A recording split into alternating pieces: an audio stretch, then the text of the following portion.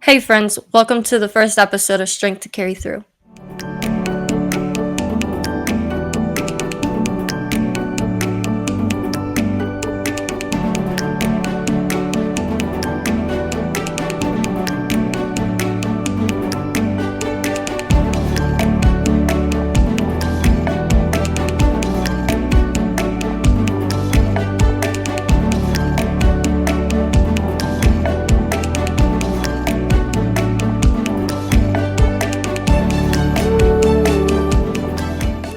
I'm your host, Kayla Skinner, wife, mama of three, and a woman who's learned that even when life feels heavy, God's strength never runs out.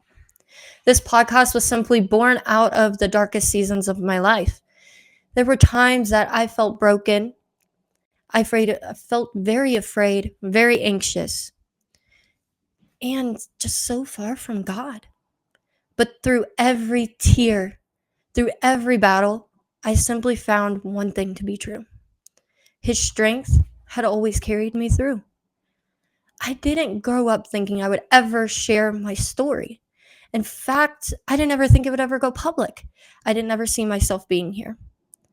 Honestly, recently, I began to run from it.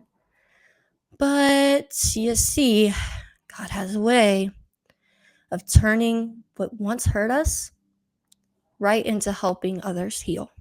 And that is simply what Strength to Carry Through has been birthed out of.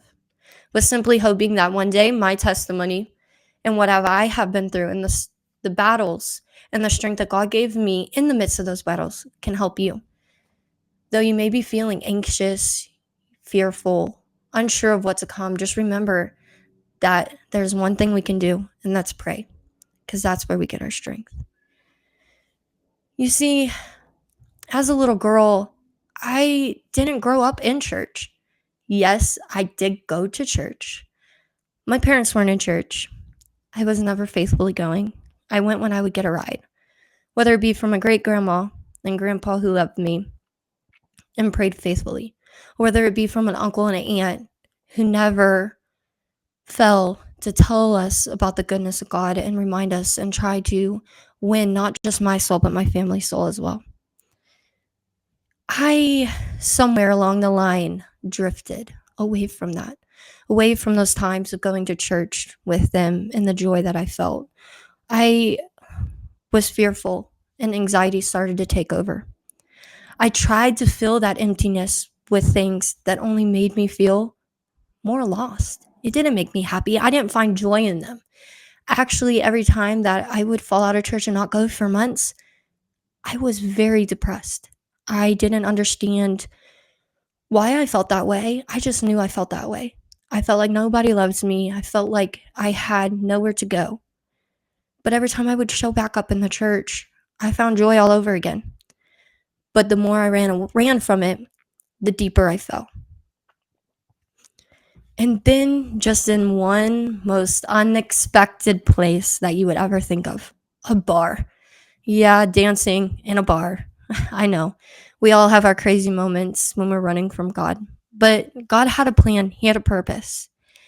After many years of running, God took me to that bar for a reason. It wasn't because that's where He wants us to go. It was because He had a purpose and a plan as to why I showed up that night. At that bar, I met my husband. I didn't know that, God had a plan to make a redemption story out of a bar, but He did. He brought me my husband in a bar. Little to know that that bar would close down a month later, and I would find myself back in an apostolic church, back from exactly what I ran from as a little girl after falling in all the depression, all the fear, all the anxiety, all the chaos and trouble that I just didn't know, even as a teenager, where to turn to. But God showed me that night in the bar when He brought me my husband. And little did my husband know that he was marrying an apostolic, backslidden woman who then soon would pull him right along with her into the church. You see, not long after that bar had closed down, my husband and I were just newly married and we were living in a house. And my great grandma came over. She went to have dinner with us. And before she left, she stuck her finger in my face And she said, "Don't you think it's time that you choose?" And me being that young, confused girl that just got out of the bar, she was like, "What are you talking about, Grandma? Why would you even be talking to me like that? Why are you pointing your finger in my face right now?" And it just so happened that that was the night that God changed my world for better. That night, I was laying in bed. My husband, who had not been in church yet, was laying there next to me. And out of nowhere, my daughter, who was not even one at the time, my son, he was 2, he was sleeping with us in the bed. And that night, I began to feel very dark. I didn't know what it was. I didn't know why I felt that way. Nothing really, truly, honestly happened to make me feel that way. So I started questioning, God, why do I feel like this? I've not prayed in forever, but I'm going to talk to you because I'm fearful. And that was the only thing as a young girl that I knew to do that found and brought me joy. And my daughter's baby monitor started to go black. And it just would go black and then clear, black and then clear. And then out of nowhere, I had this dark feeling come upon me that said, "You're better off gone. You're better off nowhere to be seen, nowhere to be found. Nobody loves you. You're worthless." Everything that I went through as a little girl started to show back up. I started to get fearful because it started telling me how to do it, how to accomplish that, how to go away and not be seen again. And at the time, these thoughts weren't making me think of, hey, you have children that love you, you have a husband that needs you, you have a family that needs you, because it's not out to make you better. It's not out for you. It's only out for one thing, and that's to kill, steal, and destroy. And that's exactly what the devil was trying to do. And in that moment, I called my grandma and I said, "Grandma, I'm feeling this way. This is happening. What is going on? You pointed your finger at my face." I started to want to honestly blame her. Like, this is all your fault. What are you praying for, Grandma? But she simply said these words: "All you got to do is pray." And at first I thought she was very crazy, but I found myself in my living room floor that day on my knees praying. And God met me right there and refilled me with the Holy Ghost in my living room. He did it for me, so he can do it for you. You know, God had a plan to take me to that bar to meet my husband, to then bring me to a house where I would then be tested and tried in that moment on which way I was going to go. But thankfully, I had people praying in my background, not just my uncle, but I had a grandma who fervently prayed for me and was not scared to be bold with me and tell me, "You need to choose. It's either heaven or hell." And in that moment, when I fell to my knees, that's where I regained my strength to carry through all the depression, all the anxiety. I then, as a little girl, I actually prayed one simple prayer because I was told at the age of 16, "You will never be able to have children. You might as well just have surgery now. You will not be able to." And I remember the doctor saying that very, very fervently. And I, as a little girl, said, "All I want to do is be a mother." I mean, that's every little girl's dream, is to be a mother one day. And I said, as a little girl, I remember standing in that church and I said, "God, if you allow me to be a mother, I will raise my children on the back of the pew." And I slipped away, as I said, from church. So I didn't think nothing of it after I had my children. I was like, God's not going to want me. God's not going to, do anything for me. Because I said that as a little girl. And look at me now. I have children and I'm not in the church. But little did I know that I was going to have that divine moment where God met me in my living room, to now my 2-year-old, he is now getting ready to turn 6 next month. And my daughter's getting ready to turn 4 in January. They both are being raised in the church. They're both being raised on that back of the pew like I told God I would do. And not only did he give me 2 children after being told I'll never have any, he gave me a third. And I have a little boy now. And sometimes the doctors think they have the final say. And sometimes we go through all these devastating things and we think that we know the final answer, but truly we don't. There's strength to get through that, but it's just finding that strength in prayer and finding that strength in God to keep us going through. Because even in the valley, when we're in the valley, we always just see the darkness, but we never truly see the light because we don't look for it. We always worry about, well, how am I going to even get through this? How am I going to do anything through this? We're always looking at ourselves and looking for the next step for us to make rather than moving when God moves and praying about it and waiting for God to move. Sometimes we just want it now. And that's how we get when we're in the valley. We're like, we're not supposed to be here. Why am I here? I want this now. I want out of here now. But truly, God's just doing it to strengthen us. In the valley is where you find your strength. It's not on the mountaintop, because when you're on the mountaintop, you already have strength. Because you're like, look at me. I'm way up here. But you can't have that victory if you don't go through the valley. You have to go through the valley to be able to find your strength. But most of the time when you're in that valley is when you're actually learning the greatest lessons you can in life. I just recently here went through a miscarriage. And through that miscarriage, I was in the valley. Let me tell you, I went through some depression. I went through some anxiety. I went through a lot of fear because I didn't know why. And I started to question God, you told me I was pregnant. You gave me a dream that I was pregnant. God, you even gave me the name. And why would you do this to me? Why would you put me through this? But one day I was playing the piano and God said, play. And I said, okay. And I started playing. And mind you, I'm a beginner. I'm not that good. But I started playing anyway.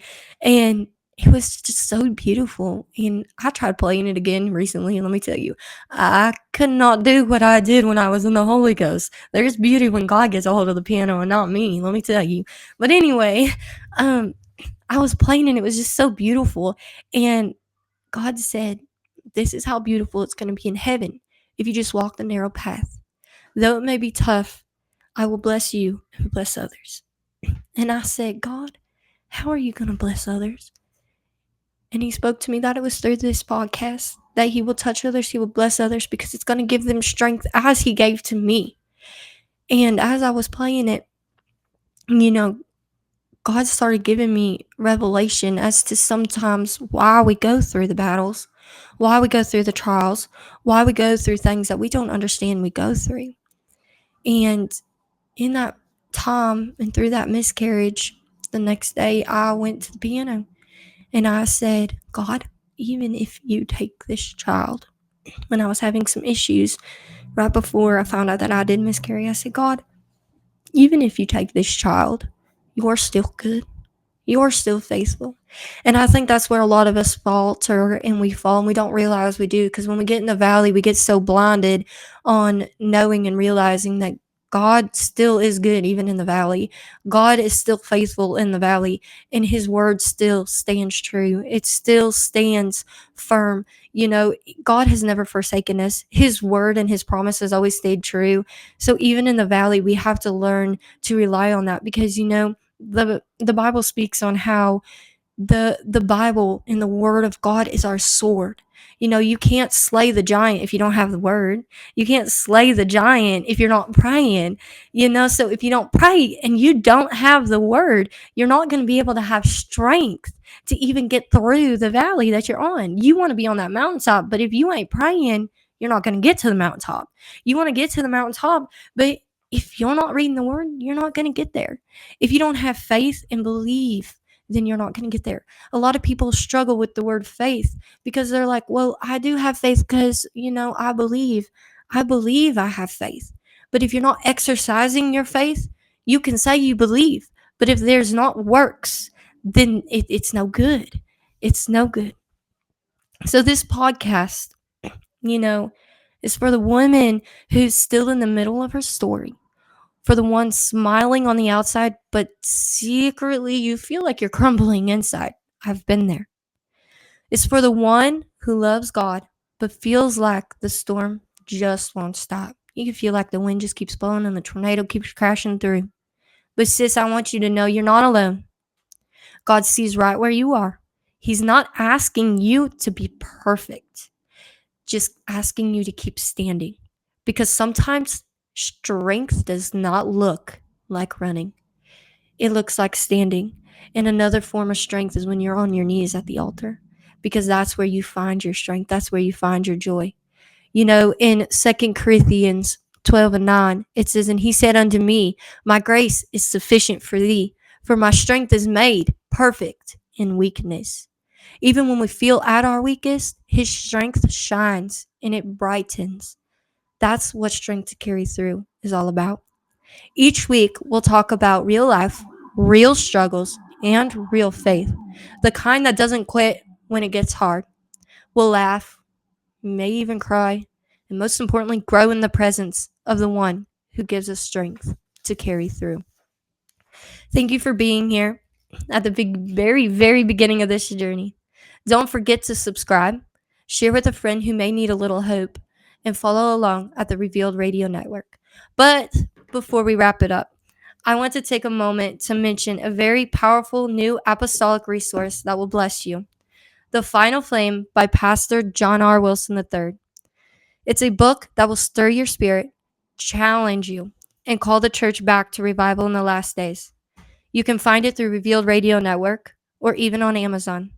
But until next time, remember, his strength was made perfect in your weakness.